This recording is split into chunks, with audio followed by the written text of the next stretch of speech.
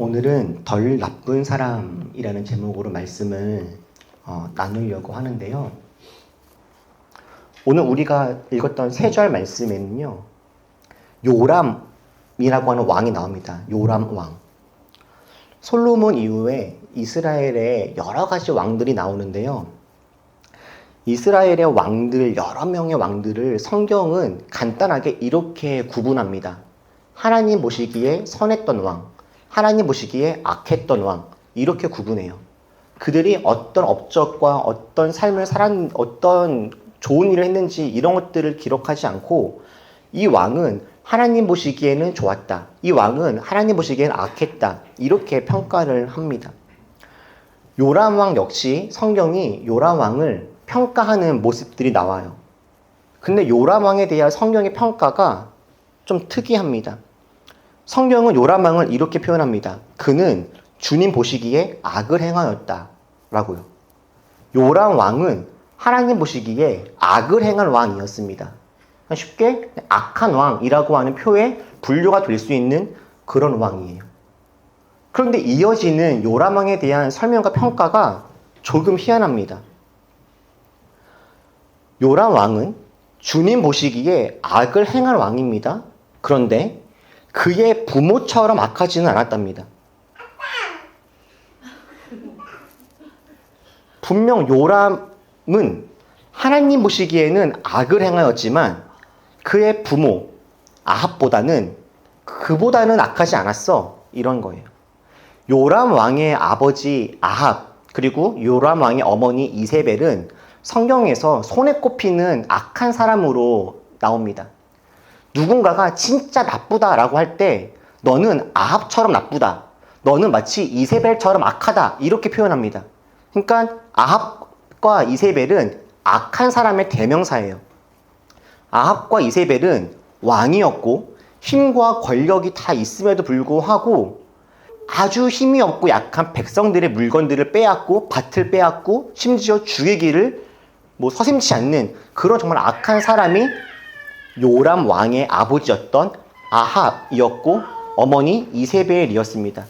이 사람들은 하나님을 무시하고 하나님을 믿고 따랐던 사람들을 죽이는 것을 그렇게 어려워하지 않았습니다.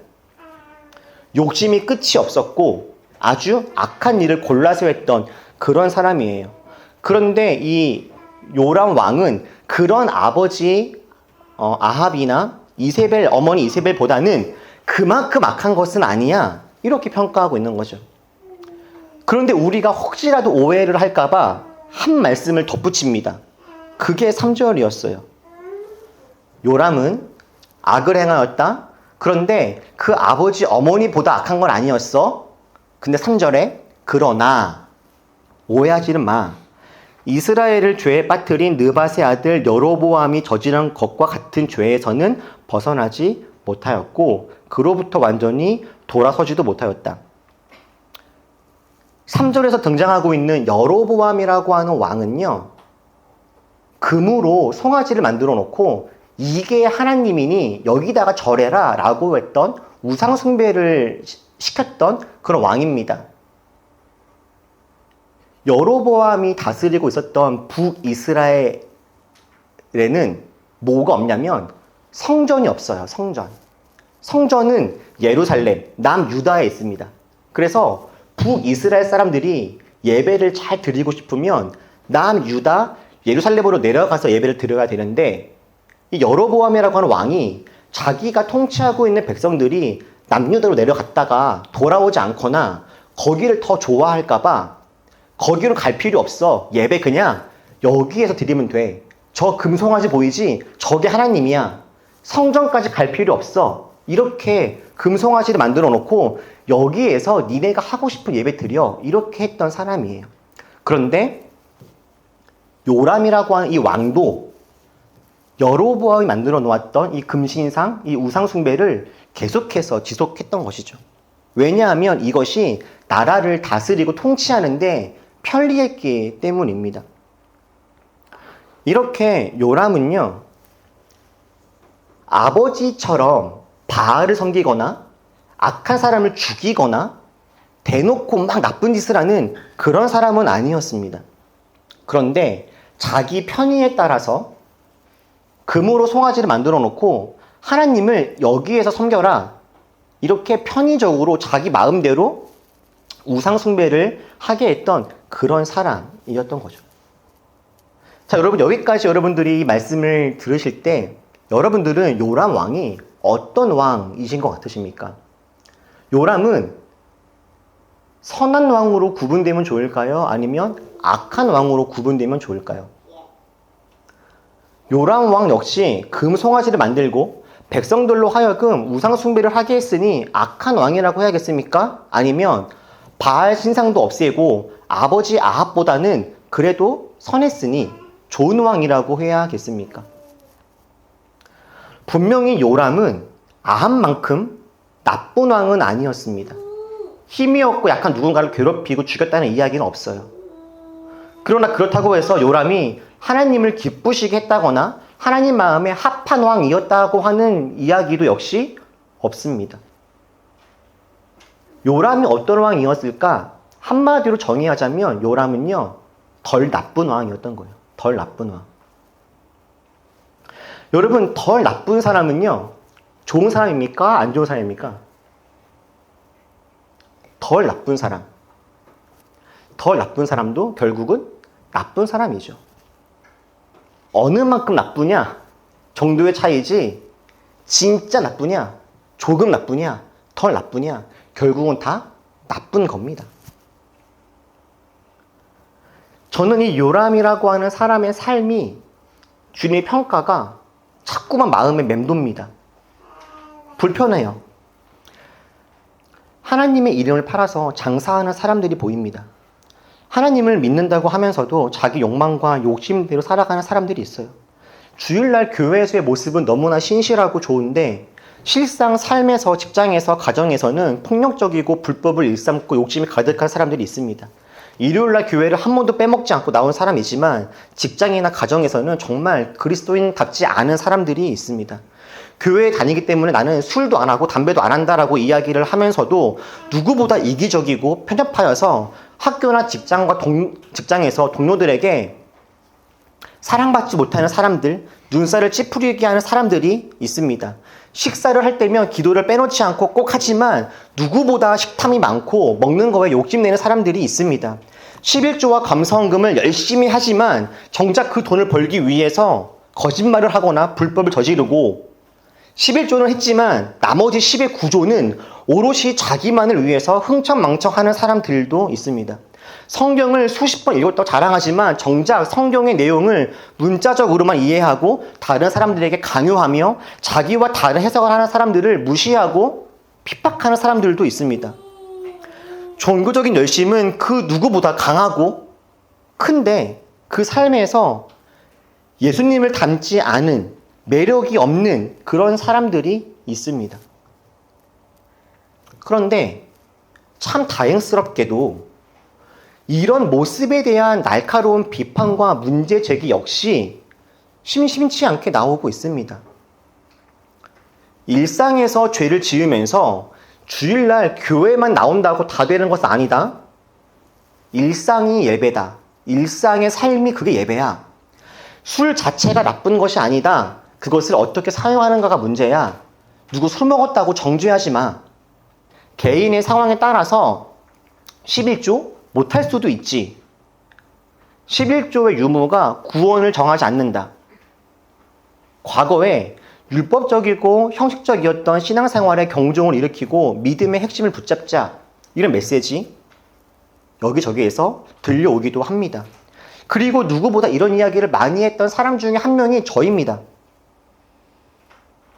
어떤 사정이 있거나 상황이 좋지 않다면 주일 예배 못 나올 수도 있지. 하나님이 그걸로 너를 혼내지 않으셔. 걱정하지 마. 여러분, 술 먹는 게 죄입니까? 치킨을 먹다가 너무 목이 마르는데 딱 맥주밖에 없네요. 한 모금만 마셨습니다. 맛있게. 그거 죄입니까? 그럴 수 있죠. 음료니까요. 재정적으로 너무 힘이 들고 어려운 상황 속에 있어요. 지금 내가 살아가려고 할 때 내가 아이를 키우고 가정을 꾸리는데 돈이 너무 부족합니다. 그럴 때 11조 못할 수 있죠? 아니, 그러면 11조 하지 말아야죠. 어쩔 때, 그때는. 자기 삶이 그렇게 힘든데. 그렇게 해도 주님께서 뭐 싫어하거나 원망하시는 것이 아니라 그럼에도 불구하고 삶을 잘 살아가려고 하는 그 사람의 삶을 축복하시고 사랑하시고 이끌어 가실 겁니다. 저는 이렇게 믿습니다. 지금도 믿고 이렇게 가르칩니다. 그리고 이것이 제가 그리고 또 많은 그리스도인들이 또 많은 신학자들이 이해하는 하나님과 신앙생활의 모습이에요. 그리고 저는 어느 정도는 이런 이야기들, 어떤 율법적이고 틀에 박힌 종교 신앙에서 벗어나서 본질의 삶을, 본질의 신앙을 추구하자라고 하는 이런 이야기들은 이제는 어느 정도 많이 이런 이야기가 흘러가고 있었다라고 생각이 들기도 합니다. 그런데 요즘에 제가 자꾸 마음이 불편한 것은 뭐냐면요. 시간이 흐르고 세월이 지나면서 이상한 현상들을 보게 되어지는 거예요. 주일날 예배 못 나올 수 있죠. 주일날 교회 나오기 위해서 강도 만나서 쓰러져 있는 사마리아인을 외면하는 것보다는 주일날 교회를 못 나오더라도 그 사마리아인을 돕는 것이 더 낫습니다. 그런데 문제가 뭐냐면 길에 쓰러져 있는 사마리아인을 도와야 하는 것도 아닌데 그냥 예배를 안 나와요. 치킨을 먹다가 목이 마르면 맥주 한 모금 할 수 있죠. 그런데 지금처럼 술 먹는 게 뭐 되수냐고 하면서 오히려 아무런 걱정과 두려움 없이 술에 취해 살아가는 사람들도 있습니다. 술 먹는 거 이거 괜찮은 거야. 요즘에 누가 술도 안 먹니? 라고 술 먹는 자체에 대해서 쿨하게 여기는 분위기. 요즘 시대 교회에서 헌금을 강요하는 것이 문제라고 이야기하면서 헌금하거나 교회에다가 무엇인가를 바치는 것, 내는 것, 자신의 일부를 드리는 것에 대해서는 인색하면서 오직 자기만을 위해서 사용하려고 하는 사람들도 있습니다.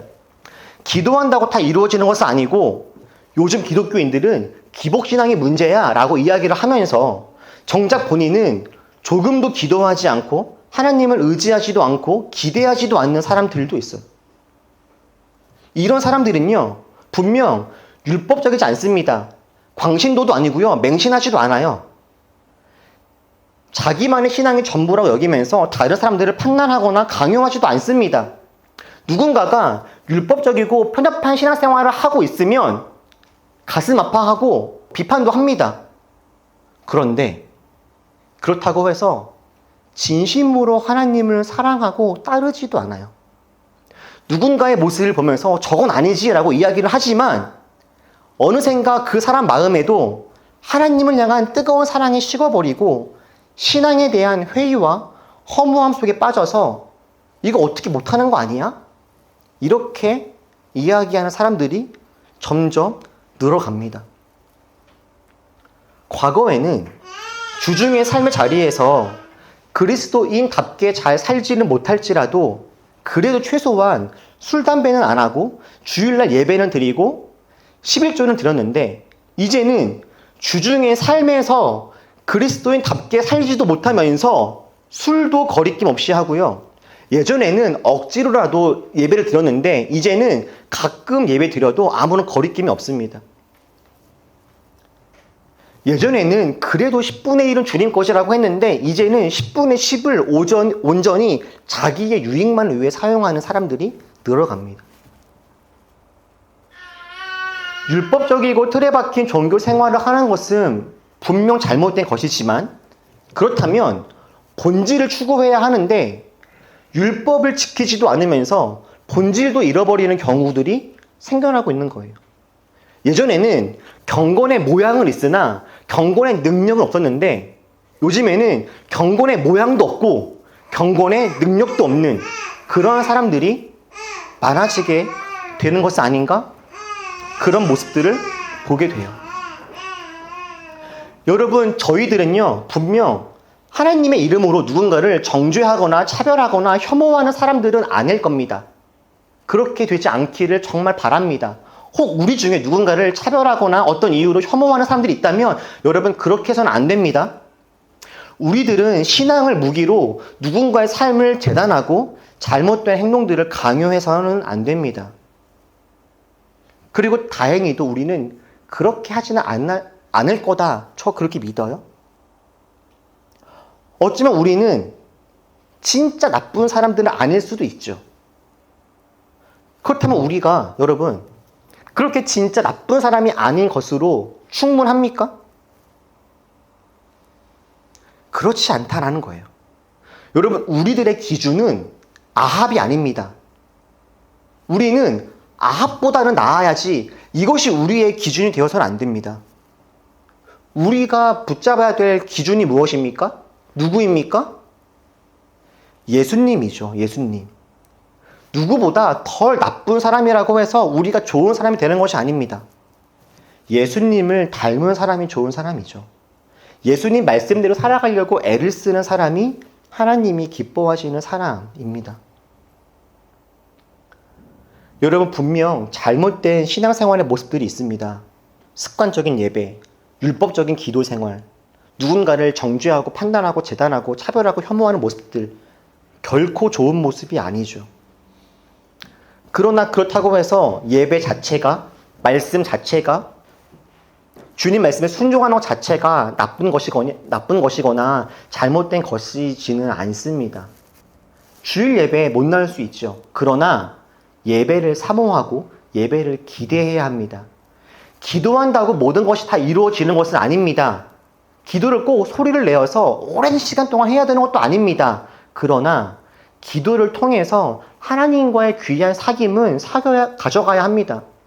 성경을 많이 읽었다고 더 큰 상급이 있거나 성경을 많이 읽었다고 해서 더 대단한 영성이 있는 것은 아닙니다. 그러나 말씀을 가까이 하면서 주님의 뜻이 무엇인지를 분별하고 알아가려는 노력이 있어야죠. 우리들의 목표는 아합보다는 나은 사람이 되어야지, 아합같이는 되지 말아야지가 아니라 예수님을 닮은 사람이 되어야지가 되어져야 하는 것이죠. 돌아오는 수요일부터 사순절이 시작이 됩니다. 사순절은 부활주일 전 주일을 제외한 40일의 시간으로 우리를 위해 이 땅에 오신 예수님의 사랑과 희생을 기억하며 절제와 경건을 연습하는 그런 시간입니다. 사랑하는 우리 올리버 여러분, 저는 우리가 이 사순절 기간을 맞아서 다시 기본으로 돌아갔으면 좋겠습니다. 사모하는 마음으로 예배를 드립시다. 주일날 못 나올 수 있습니다. 예배 못 드릴 수도 있어요. 다만 우리 마음속에 그 예배를 향한 갈급한 마음은 있어야죠. 예배를 못 드렸다면 아쉽고 안타깝고 그리운 마음이 있어야겠죠. 다시금 우리 말씀을 읽고 그 말씀에서 하나님이 우리한테 기대하시는 것이 무엇인지를 날마다 잘 찾아갈 수 있는 그런 신앙생활을 해나가야겠다 생각합니다. 우리 주위를 둘러보면 속상하고 안타까운 일들이 여전히 있습니다. 절망스럽고 포기하고 싶고 이거 신앙생활 되나? 한국 기독교 괜찮을까? 이런 걱정이 여전히 있지만 그런 모습들을 바라보면서 그런 모습들을 기준 삼아서 저렇게는 안 살아야 되는데 이렇게 신앙생활하는 것이 아니라 우리의 시선을 예수님께 두는 거죠. 우리가 어디로 가야 되는지, 무엇을 바라봐야 되는지, 어떻게 살아가야 되는지, 그리고 우리에게 허락하시는 하나님의 사랑과 은혜들을 누리면서 주님 따라가는 그런 길들을 우리가 걸어갈 수 있으면 좋겠어요. 여러분, 돌아보면 답답하고 힘이 들고 절망스러운 순간들과 시간들, 모습들 없지 않으나 우리의 기준과 우리의 눈과 우리 생각을 주님께 맞추고 덜 나쁜 사람이 되기 위한 삶이 아니라 하나님께 칭찬받는 삶을 살아가기 위해서 우리 함께 노력했으면 좋겠습니다. 여러분, 우리 기본으로 예수님을 바라보면서 그 길로 함께 나아가서 하나님의 칭찬받는 좋은 사람 되어지는 우리 모두가 되기를 주님의 이름으로 축복합니다. 기도하겠습니다.